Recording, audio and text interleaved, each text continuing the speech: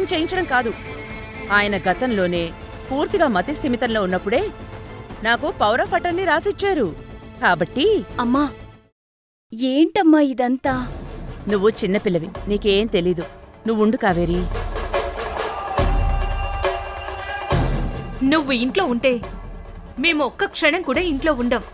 ఈ క్షణమే ఇంట్లో నుంచి వెళ్ళిపోతాము. వెళ్ళిపోండి, వెళ్ళిపోండి. అలా వెళ్ళాలనుకునే వాళ్ళని ఇక్కడెవ్వరూ ఆపరు. దయచేసి వెళ్ళిపోవచ్చు.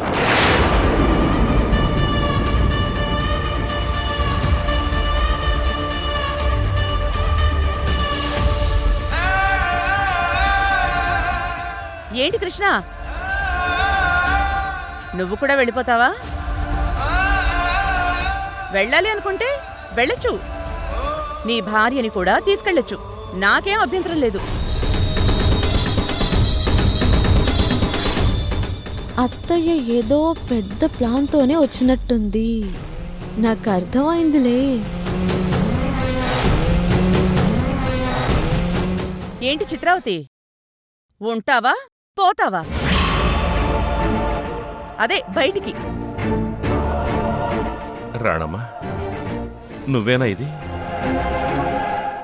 ఇన్నాళ్లలో నీ మాటల్లో చాలా తేడా వచ్చింది. ఇది వరకటి రాణమ్మలాగా నువ్వు మాట్లాడడం లేదు. ఇంట్లో జరుగుతున్న కొన్ని విషయాల్ని బట్టి ఇలా మారాల్సొచ్చింది, ఇలా మాట్లాడాల్సొస్తోంది. కంటికి కనిపించే ఈ ప్రొపరైటర్ రాణమ్మ వెనకే నడిచే ఆటో రాణమ్మ ఉందన్న విషయం మీలో ఏ ఒక్కరూ మర్చిపోవద్దు.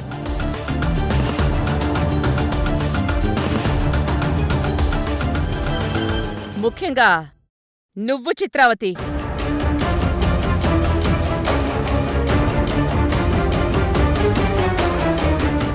ఇంతవరకు రాణమ్మ మంచితనాన్ని చూశారు. ఇక మీదట ఆటో రాణమ్మ అసలైన వేట చూస్తారు.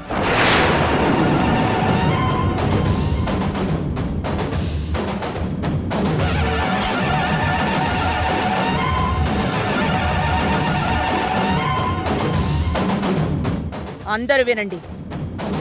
ఇకపై మీరు ఈ ఇంట్లో ఉండాలి అంటే సారీ, నా ఇంట్లో ఉండాలి అంటే నేను చెప్పిందే వినాలి, నేను చెప్పినట్టే నడుచుకోవాలి.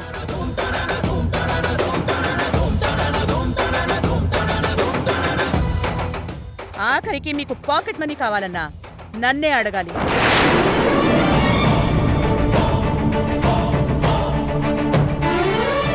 మా స్టోర్ రూమ్ లాంటి మీ ఇంట్లో ఏ సౌకర్యం లేదని ప్లాన్ చేసుకుని మా ఇంటికి తిరిగొచ్చి నీ పవర్ ఆఫ్ అటార్నీని అడ్డం పెట్టుకుని ఇలా మా మీద పెత్తనం చెయ్యాలని చూస్తున్నావా? అవ్వదు. అవును,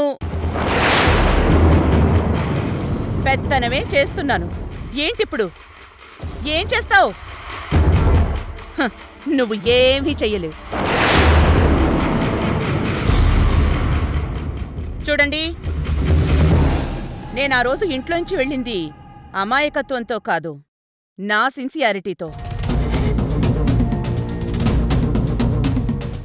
అలాంటిది ఈరోజు మళ్ళీ ఈ ఇంట్లో అడుగు పెట్టానంటే దాని వెనక ఒక బలమైన లక్ష్యం ఉంది. నా లక్ష్యం నెరవేరేంతవరకు నేను ఈ ఇంట్లోనే ఉంటాను. అనుకున్నా, అత్తయ్య ఊరికే ఈ ఇంటికి రాలేదు.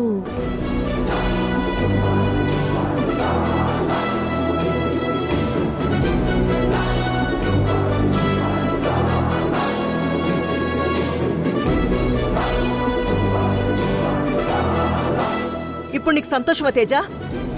పేనుకి పెత్తనవిస్తే స్థలంతా కొరికి ఊడ్చినట్టు ఈ రాణమ్మకి పవర్ ఆఫ్ అటార్నీ రాసిస్తే ఇప్పుడు మన నెత్తి మీదకే ఎక్కి కూర్చుంది. చిత్రావతి,